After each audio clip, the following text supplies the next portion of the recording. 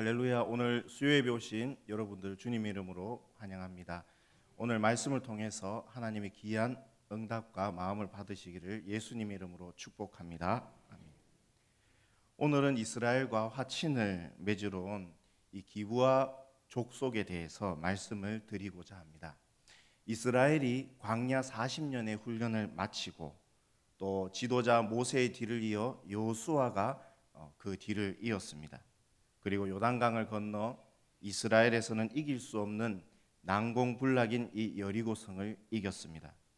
이 여리고성은 하나님께서 특별히 지진을 일으키셔서 성벽이 무너지고 함락을 당하였습니다. 그리고 그 다음 성인 아이성은 이 여리고성과 다르게 평지에 있지 않고 이 산에 있는 이 산성이었습니다. 산성은 함락되기 어려운 성입니다. 그런데 하나님은 여호수아에게 이번에는 지진이나 자연재해가 아니라 유인 작전과 또 매복 작전을 쓰게 하셔서 이 전술로 이 아이성을 함락시키게 합니다.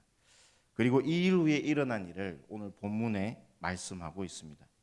오늘 본문 1절에 보면 이 일 후에 요단 서쪽 산지와 평지와 레바논 앞 대해 연안에 있는 헷 사람과 아모리 사람과 가나안 사람과 브리스 사람과 히위 사람과 여부스 사람의 모든 왕들이 이 일을 듣고, 여기 본문에 두 개의 공통적인 단어가 나옵니다. 이 일이라는 말입니다. 이 일 후에, 그리고 마지막에 이 일을 듣고라는 구절입니다. 이 일은 앞에서 말씀드린 대로 이 여리고성의 함락과 아이성 함락을 의미합니다. 함락이 쉽지 않은 이 두 성을 변변치 않은 무기도 없는 이 이스라엘 군대가 연달아 무너뜨리게 하니 가나안 땅에 거주하고 있는 이 가나안 민족들이 이 소식을 듣게 됩니다. 그리고 이 가나안 민족들은 이 소식을 듣고 이런 행동을 합니다. 본문 2절에 보면 모여서 일심으로 여호수아와 이스라엘에게 맞서서 싸우려 하더라. 이 가나안 민족들 헷, 아모리, 가나안, 브리스, 여부스, 히위, 이 민족들의 왕들이 이 이스라엘 문제 때문에 모였습니다. 그리고 동맹을 맺어서 이 이스라엘과 싸우려고 합니다. 당연한 말입니다. 이스라엘은 자신들의 터전에 침입한 침입자입니다. 이 가나안 민족들이 봤을 때는 이 불법적인 침입자들입니다. 이들은 하나님과 아브라함의 언약을 전혀 모릅니다. 그리고 이들은 자신들이 죄가 차고 넘쳐서 하나님께서 400년간의 유효기간을 주셨지만 계속해서 죄를 지어 이스라엘이 하나님의 심판자로 오는 것도 모릅니다. 이스라엘은 가나안 민족들이 보았을 때는 그냥 불법적인 이 침입자들입니다. 그래서 이들의 행동은 이스라엘과 맞서서 싸우려고 합니다. 그런데 오늘 이들과 상반된 행동을 하는 민족이 나오는데 바로 기브온 민족입니다. 이 기브온 민족은 이스라엘이 여리고성과 아이성을 함락시킨 것을 듣고 이런 행동을 합니다. 본문 4절과 5절에 보면 꾀를 내어 사신의 모양을 꾸미되 헤어진 전대와 헤어지고 찢어져서 기운 가죽 포도주 부대를 나귀에 싣고 그 발에는 낡아서 기운 신을 신고 낡은 옷을 입고 다 마르고 곰팡이가 난 떡을 준비하고. 이 여리고성과 아이성의 소식을 듣고 이 기브온 민족은 위에 그 6 민족들과 다르게 맞서서 싸우려고 하지 않고 꾀를 냅니다. 어떤 꾀냐면 헤어진 전대, 이 돈이나 물건을 허리에 매거나 어깨에 맬 수 있는 그런 자루입니다. 그런데 그것이 헤어진 전대를 구하고 또 포도주를 넣는 가죽 부대, 여기엔 또 가죽을 덧댑니다. 오래되게 보이기 위해서. 그래서 그것을 나귀에 싣고, 그리고 이스라엘에게 사신을 보내는 이 사신에게는 낡아서 기운 신을 신기고 낡은 옷을 입힙니다. 거기다가 만든 지 오래되게 보이는 이 곰팡이가 나고 마른 떡을 이 자루 속에 넣어둡니다. 왜 이렇게 준비했을까요? 본문 6절에 보면 이 이유를 알 수 있습니다. 본문 6절에 보면 그들이 길갈 진영으로 가서 여호수아에게 이르러 그와 이스라엘 사람들에게 이르되 우리는 먼 나라에서 왔나이다. 이제 우리와 조약을 맺읍시다 하니, 먼 나라에서 온 것처럼 하기 위해서 꾀를 냈습니다. 왜 이렇게 했을까요? 그것은 이스라엘과 먼 나라에서 왔는 것처럼 해서 조약을 맺기 위해서 이 이스라엘 백성들과 이스라엘 군들과 이 화친을 맺기 위해서 이렇게 준비를 했습니다. 그렇다면 이 기브온 민족은 이스라엘과 화친을 맺기 위해서 왜 먼 나라에서 온 것처럼 꾸몄을까요? 왜 굳이 먼 나라에서 왔는 것처럼 그렇게 했을까요? 그 이유는 바로 신명기 20장 11절에서 12절에 나와 있습니다. 신명기 20장 11절과 12절을 보면 그 성읍이 만일 화평하기로 회답하고 너를 향하여 성문을 열거든 그 모든 주민들에게 내게 조공을 바치고 너를 섬기게 할 것이요 만일 너와 화평하기를 거부하고 너를 대적하여 싸우려 하거든 너는 그 성읍을 애워살 것이며 연이어 신명기 20장 15절과 16절에는 이렇게 말씀합니다. 내가 내게서 멀리 떠난 성읍들 곧 이 민족들에게 속하지 아니한 성읍들에게는 이같이 행하려니와 오직 내 하나님 여호와께서 내게 기업으로 주시는 이 민족들의 성읍에서는 오업 있는 자를 하나도 살리지 말지니. 이 말씀은 가나안 땅에 있는 가나안 민족들은 이미 하나님의 심판을 받아야 됩니다. 400년 동안 죄 짓고 그 죄가 차고 넘쳐서 이제 하나님께서 심판해야 될 자리에 있는 자들이기 때문에 이들에게 화평을 청하더라도 응하지 말고 하나님의 심판자로서 이유 불문하고 다 그냥 다 진멸시키는 것입니다. 그러나 가나안 땅 이외의 땅에는 선택권을 줍니다. 화평을 청하면 거기 응해주라는 것입니다. 그리고 이들이 화평을 거부하면 대적해서 진멸하라는 것입니다. 그래서 가나안 땅 안에 있는 민족과 가나안 땅 밖에 있는 민족을 대하는 이 이스라엘은 다른 것입니다. 하여튼 가나안 땅 안에 있는 민족은 무조건 이유 불문하고 다 진멸하라는 것입니다.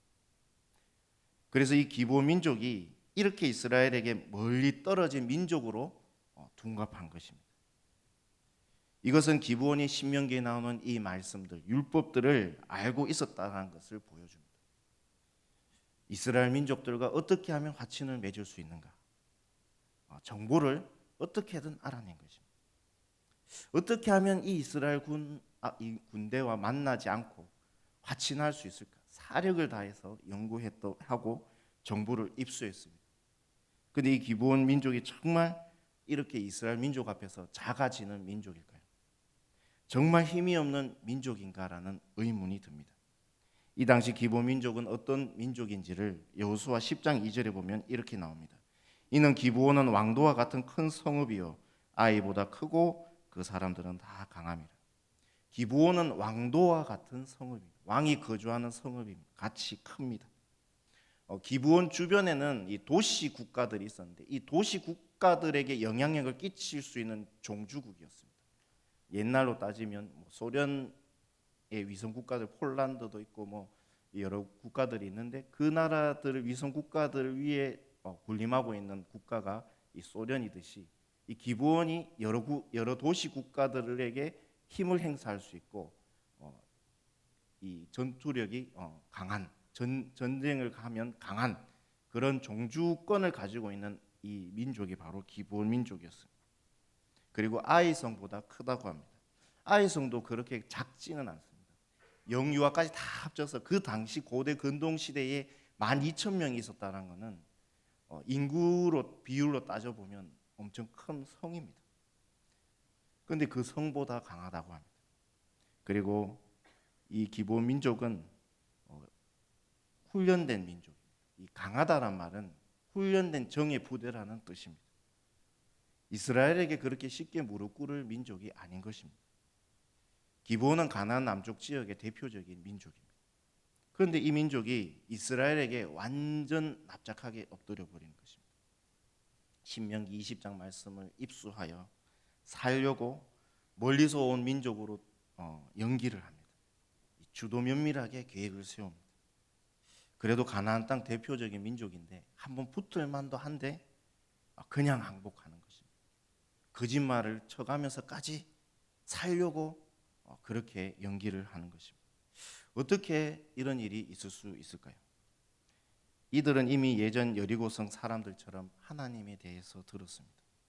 여호수아와 대면한 이 기브온 사신들은 여호수아에게 이런 말을 합니다. 본문 9절과 10절에 그들이 여호수아에게 대답하되 종들은 당신의 하나님 여호와 이름으로 말미암아 심히 먼 나라에서 왔사오니 이는 우리가 그의 소문과 그가 애굽에서 행하신 모든 일을 들으며 또 그가 요단 동쪽에 있는 아모리 사람의 두 왕들 곧 헤스본 왕 시온과 아스다롯에 있는 바산한 옥에게 행하신 모든 일을 들었음이니라.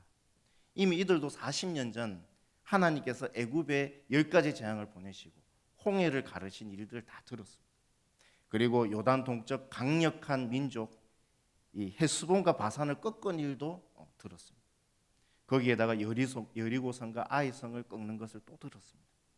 그래서 이렇게 행동하는 것입니다. 그러나 여리고성과 아이성 그리고 본문 1절에 나온 6개의 민족들도 기브온처럼 이스라엘에 대해서 하나님에 대해서 들었습니다. 그런데 어떻게 이렇게 상반된 행동을 할 수 있을까요? 그것은 이 기브온 민족에게 하나님의 은혜가 있었던 것입니다. 내가 안다고 해서 하나님을 믿는 것이 아닙니다. 내가 복음을 들었다고 해서 예수님을 믿는 것이 아닙니다. 우리가 예수님을 믿는 것은 복음을 듣고 하나님의 은혜를 받아서 된 것입니다. 예수님께서 4가지 씨 뿌리는 비유를 말씀하셨습니다. 어떤 씨는 단단한 길가에 뿌려졌고, 어떤 씨는 흙이 얇은 돌밭에 뿌려졌고, 어떤 씨는 가라지가 많은 밭에 떨어졌고, 어떤 씨는 옥토에 떨어졌습니다. 단단한 길가에 떨어진 씨, 그 마음을 가진 사람에게 복음이 떨어졌지만 결국에는 새가 와서 먹어버렸습니다. 흙이 얕은 돌밭에 떨어진 씨는 이 흙이 얕았기 때문에 뿌리가 밑으로 계속 내리지 못해서 햇빛에 타서 없어져 버렸습니다. 가시떨기 위에 떨어진 이 씨는 가시로 인하여 이 기운을 막아 결국에는 없어져 버렸습니다. 옥토에 떨어진 씨만이 30배, 60배, 100배의 결실을 맺게 되었습니다. 복음을 듣고 반응하는 것은 딱 한 가지입니다. 오직 하나님의 은혜입니다. 하나님의 은혜가 아니면 절대로 사람은 반응하지 않습니다. 특히 돌같이 굳은 마음이 절대로 고기와 같이 부드러워지지 않습니다. 돌에 씨를 뿌린들 그 씨가 밑으로 뿌리를 낼 수가 없습니다. 그러나 하나님 은혜 받으면 아무리 돌 같은 마음일지라도 고기와 같이 부드러운 마음으로 바뀌게 되는 것입니다. 에베소서 2장 5절에 보면 허물로 죽은 우리를 그리스도와 함께 살리셨고 너희는 은혜로 구원을 받은 것이라고 말씀합니다. 애굽 왕 바로가 하나님께서 보낸 10가지 재앙을 다 몸으로 다 보고 눈으로 보고 몸으로 겪었습니다. 그래도 끝까지 대항해서 어디까지 가냐면 홍해까지. 그 거대한 바다가 물벽을 이루면서 양쪽으로 쫙 갈라지는데 이 바로는 하나님께서 하신 것을 알았습니다. 알았지만 결국은 그 홍해로 들어가서 이스라엘을 대항하려 하다가 이 홍해 안에서 전멸해버리고 맙니다. 초자연적인 현상을 보고도 아는데 안 믿는 겁니다. 그런데 지금 기브온 민족은 보지도 않았습니다. 홍해가 갈라지는 것도 보지도 않았고 직접 자기들이 여리고성이 지진을 통해서 무너지는 거 보지도 않았고 지금 눈으로 본 것은 하나도 없습니다. 그냥 귀로만 다 들은 것뿐입니다. 그런데 하나님 은혜가 들어가니까 하나님 앞에 납작 엎드리는 거죠. 9절 10절 다시 보면 이는 우리가 그의 소문과 그가 애굽에서 행하신 모든 일을 들으며 또 그가 요단 동쪽에 있는 아모리 사람의 두 왕들 곧 헤스본 왕 시온과 아스다롯에 있는 바산과 옥에 행하신 모든 일을 들었음이니라. 믿음은 들음에서 납니다. 그러나 다 듣는다고 믿는 것은 아닙니다. 듣고 하나님의 은혜가 들어가야지 반응하게 되는 것입니다. 구원받는 것은 누가 합니까? 구원받는 건 내가 구원받는 거 말고는 모릅니다. 이 사람이 구원받는지 안 받는지, 받았는지 안 받았는지도 모르고 이 사람은 구원받을 것이다 못 받을 것이다 확답도 못합니다. 구원은 오로지 하나님의 전적인 사역입니다. 아무리 구원받기 어려운 사람이라도 하나님의 은혜만 들어가면 언제든지 어디서든지 이 사람은 구원받는 것입니다. 제가 어렸을 때 부흥회 때 목사님 얘기 들어보니까 강사 목사님 천국 가면 3번 놀란다. 눈을 죽어서 딱 떴는데 자기가 천국에 있는 게 너무 놀라서 막 감격하고 있는데, 그러다가 이제 옆에 있는 집사님이 이제 천국에 먼저 가신 분 찾는다고 찾는데 없는 겁니다. 그 발밑에 보니까 지옥불이 막 하고 있는데 그 밑에서 막 타가지고 막 고통스럽게. 근데 또 옆에서 누가 탁 칩니다. 샬롬 하는데 이 사람은 절대로 천국에 올 사람이 아닌데 천국에 있는 것입니다. 그 구원은 아무도 못, 내가 구원받은 거 말고는 뭐로 확정할 수가 없어. 그 우리는 언제든지 복음을 전해야 되는 것입니다. 예수님 옆에 우측 강도가 극적으로 구원받았습니다. 그가 예수님 믿었을 때 예수님이 그에게 하신 말씀이 네가 오늘 나와 함께 나그네 있으리라 말을 듣습니다. 예수님 외에 당시 십자가형을 당할 정도면 아주 극악무도한 사람입니다. 인생 없는, 소망 없는 인생이고 정말 흉악한 사람입니다. 용서받을 수 없는 사람이지만 그런데 하나님 은혜가 들어가니까 죽기 직전에 구원받는 것입니다. 저는 이걸 부끄러운 구원이라 하잖아요. 저는 구원은 부끄러운 구원이 없습니다. 왜냐하면 우리 다 그렇게 따지면 부끄럽게 구원받은 것입니다. 의인으로서 구원받는 사람은 아무도 없습니다. 다 죄인, 다 용서받지 못할 죄인인데 하나님의 은혜로 자격 없는 우리를 구원시켜 주셨기 때문에 부끄러운 구원은 없습니다. 그럼 다 부끄러운 구원입니다. 우측 강도가 구원받은 건 부끄러운 구원이 아니에요. 그럼 구원받은 거. 결국 이 기브아 민족은 여호수아와 장로들을 속입니다. 모든 자존심 버리고 결국 속여서 화친을 맺게 됩니다. 언약 맺습니다. 이것은 이제 기브온이, 이 악한 기브온이, 심판받아야 되는 기브온이 이스라엘로 편입된 것을 말해줍니다. 아브라함의 피는 없습니다. 그런데 이들은 하나님의 은혜로 믿었습니다. 하나님. 그러니까 이스라엘 공동체가 된 것입니다. 따라서 기브온을 공격하는 것은 이스라엘을 공격하는 것이고 이스라엘을 공격하는 것은 하나님을 공격하는 것이 된 것입니다. 그런데 이제 이 조약, 이 화친이 속여서, 기브온이 속여서 된 것이기 때문에 과연 실효성이 있는가입니다. 기브온이 먼 데서 왔다고 속였지만 결국 3일 만에 여호수아와 이스라엘에게 이 거짓이 들통납니다. 여호수아 9장 16절에 보면 그들과 조약을 맺은 후 사흘이 지나서야 그들이 이웃에게 자기들 중에 거주한 자들이라 함을 들으니, 계약할 때 거짓으로 하면 이게 무효가 됩니다. 무효. 실효성이 없게 됩니다. 그런데 이 기브온이 속여서 받은 이 조약이 과연 이 조약이 실효성이 있는가입니다. 여호수아가 이번 일에 치명적인 실수를 한 것이 뭐냐면 바로 하나님께 묻지 않고 그들의 모습을 보고 그들의 말에 속아서 계약을 맺은 것입니다. 여호수아 9장 19절에서 20절에 보면 모든 족장이 온 회중에게 이르되 우리가 이스라엘의 하나님 여호와로 그들에게 맹세하였은즉 이제 그들을 건들리지 못하리라. 우리가 그들에게 맹세한 맹약으로 말미암아 진노가 우리에게 임할까노니 이렇게 행하여 그들을 살리라 하고. 여호수아가 하나님께 묻지 않고 결정한 것은 큰 실수지만 죄 많은 가나안 민족, 그러나 속여가면서까지 항복한 이 기브온 민족을 여호수아와 이스라엘은 품기로 했습니다. 그런데 이 실효성이 있는가입니다.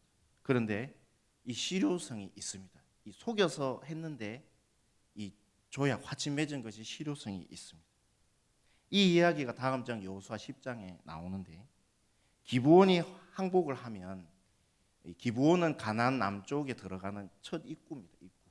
그래서 기브온이 항복하면 그 다음 남쪽 지역 국가들이 이제 이스라엘에게 공격당하고 점령을 당하는데 이 기브온 다음에 다음 타깃이 누구냐면은 가나안 민족 그 남쪽 지역의 예루살렘 성입니다.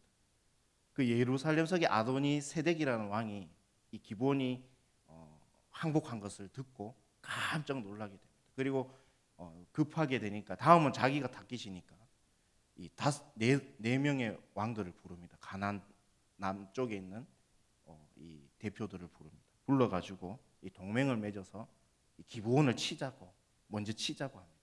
안 그러면 자기들이 이제 왜냐하면 기브온은 이제 가나안 민족이 아닙니다. 기브온은 이제 이스라엘입니다. 이스라엘. 그래서 공격당하기 때문에 먼저 치자라는 것입니다. 그래서 이 다섯 민족이 힘을 합쳐가지고 기브온을 이제 치게 됩니다. 그런데 기브온을 칠 때에 이 사람을 여호수아에게 보냅니다. 기브온에서 빨리 우리를 구원해 달라고. 근데 여호수아가 어떻게 하느냐면 전 병력을 가지고 이동시킵니다. 마치 이스라엘 한 지파가 다른 민족에게 공격당하듯이 그것이 상기될 정도로 이스라엘 전 병력 군대를 가지고 그 기브온의 그 전쟁터로 가게 되는 것입니다. 그래서 이 조약의 기능이 발휘됩니다. 그래서 하나님께서 도와주셔가지고 이스라엘 군들이 이제 이 5개의 동맹국들을 치게 되는데, 근데 이들만 치는 것이 아니고 놀랍게도 하나님께서 하늘에서 큰 우박 덩어리를 내리셨습니다. 이 내리셨다란 말은 뭐냐면 그냥 막 퍼부어졌다는 게 아니라 이 표적을 가지고 그 한 사람 한 사람에게 내리셨다는 거예요. 그래서 우박 맞는 사람들은 누구냐면 다 그 5명의 이 5 민족입니다. 가나안 민족. 하나님께서 막 맞춰주시는 거예요. 하늘에서. 땅에서는 이스라엘 부대가 막 그 5명의 가나안 동맹국들을 막 치는데 하늘에서 하나님께서 막 우박을 내려주시는 거죠. 그리고 이제 여호수아가 한 가지 더 기도합니다. 하나님께. 그것은 해와 달을 멈추어 달라는 것입니다. 여호수아 10장 12절과 13절에 여호와께서 아모리 사람을 이스라엘 자손에게 넘겨주시던 날에 여호수아가 여호와께 아뢰어 이스라엘 목전에 이르되 태양아 너는 기브온 위에 머무르라 달아 너도 아얄론 골짜기에서 그리할지어다 하매 태양이 머물고 달이 멈추기를 백성이 그 대적에게 원수를 갚기까지 하였느니라. 야셀의 책에 태양이 중천에 머물러서 거의 종일토록 속히 내려가지 아니하였다고 기록되지 아니하였느냐. 여호수아가 가나안 민족들과 전쟁을 이렇게 하다 보니까 이 해가 이제 지면은 어두워서 전멸시키지 못합니다. 그래서 하나님께 이 여호수아가 기도한 거예요. 해와 달을 멈추게. 그 기도할 때 하나님께서 이 기브온과 아얄론에서 해와 달을 멈추어 버리는 것입니다. 이것은 자전 속도를 아주 지구의 자전 속도를 늦춘 것입니다. 지구가 하루 돌아가는 그 자전 속도는 시속 1660km. 엄청 빨리 지나가는데 1초에 460m로 옮겨지는 거죠. 3초면 여기서 만촌 내거리까지 가는 거예요. 그 정도로 빨리빨리 이렇게 돌아가는데 하나님께서는 이 속도를 지구를 멈춘 것이 아니고 브레이크를 거셔가지고 이 큰 지구를 속도로 완전히 조금씩 줄여버린 거죠. 그래서 여호수아 10장 13절에 태양이 중천에 머물러서 거의 종일토록 속히 내려가지 아니하였느니. 이 지구가 멈춰버리면 또 낮과 밤의 리듬이 다 깨져버려요. 전 지역이. 그러니까 하나님께서는 그렇게 하시지 않고 무리 주시지 않게끔 가장 알맞은 속도로 이 속도를 줄여버렸어요. 그래서 그때 이제 여호수아와 이스라엘 군대들이 이 5개의 가나안 남쪽 동맹국들을 다 전멸시켜 버립니다. 이 누구를 위해서 하나님께서 이렇게 한 겁니까? 바로 이스라엘과 여호와 이름으로 조약을 맺은 이 기브온 민족을 위해서 이렇게 한 겁니다. 기브온 민족은 절대로 화친할 수 없도록 하나님께서 못 박은 가나안 민족이에요. 무조건 이유 불문하고 진멸시켜야 되는 악한 민족이었습니다. 그런데 이들이 속여가면서까지 이스라엘 공동체에 들어오다 보니까 하나님은 이들을 진멸하시는 분이 아니고 심판하시는 분이 아니고 이스라엘 공동체에 들어오니까 하나님께서는 이들을 이유 불문하고 하나님께서 이들의 보호자가 되어주신 것입니다. 하나님 안에 있는 것과 하나님 밖에 있는 것은 천지 차이. 동일하게 우리 또한 예수님 안에 있습니다. 어떻게 믿었던 간에 어떤 통로로 믿었던 간에 우선 하여튼 예수님을 믿었으면 복인 것입니다. 우리 인생이 이거 하나면 성공한 겁니다. 누가 당신 인생 성공했냐? 나 예수 믿었기 때문에 성공했다. 이 당당하게 나와야 돼요. 당신 성공했냐? 이러니까 학벌 보고 재산을 뭐 아파트 잡고 뭐 이러면은 잘못 믿고 있는 거예요. 예수님 믿었으면 성공한 겁니다. 하나님의 은혜로 예수님 믿으면 죄인인 우리를 하나님 자녀 삼아 주시고 하나님께서 우리의 보호자가 되어 주시는 것입니다. 우리가 이 세상 살면서 속을 때가 참 많습니다. 물질적인 것이 적거나 눈에 보이는 것이 없고 부족하거나 내가 계획한 대로 되지 않습니다. 계획한 대로 되지 않아. 이렇게 이게 안절부절하는데 그거로 우리 인생의 실패를 볼 수가 없습니다. 중요한 것은 내가 어떤 상태이든 간에 어떤 상황이든 간에 내가 예수님 믿고 하나님의 공동체 안에 들어와 있는 것, 이게 제일 중요한 것입니다. 오늘 말씀을 적용한다면 두 가지입니다. 첫 번째로 하나님 백성 이스라엘 공동체 안에 들어오려면 제일 중요한 건 뭐냐면 하나님의 은혜입니다. 그래야지 기브온과 같은 믿음의 반응을 하게 되는 것입니다. 이번 주 토요일 주일 대동전도 축제가 있습니다. 이때 많은 어린 영혼들이 우리 교회에 올 것입니다. 이때 또 복음을 전합니다. 그럼 이때 제일 중요한 게 뭐냐면은 맑은 날씨도 정말 중요하고 안전사고 안 나는 것도 정말 중요하고 다 중요하지만 하나님의 은혜가 있어야 되는 거죠. 이들의 마음속에 하나님의 은혜가 들어가서 각 부서 교육자분들이 하나님 말씀을 선포할 때, 복음을 선포할 때 은혜가 있으면 그 말씀을 받고 믿음의 반응을 하는 거죠. 그러면 하나님의 자녀가 됩니다. 21일 주일 봄 전도 초청 주일이 있습니다. 이때도 동일합니다. 이때 주일에 교회에 오는 많은 교회 처음 나오신 분도 있으실 것이고 예수님 믿지 않는 분들이 오실 때 마음속에 하나님의 은혜가 있으면 복음을 듣고 이제 반응하고 하나님의 자녀가 그 자리에서 일어나는 것입니다. 21일에 복음을 선포하시는 담임 목사님 위해서 그래서 기도해야 돼요. 한 영혼 한 영혼들이 이 복음이 선포된 것을 딱 들었을 때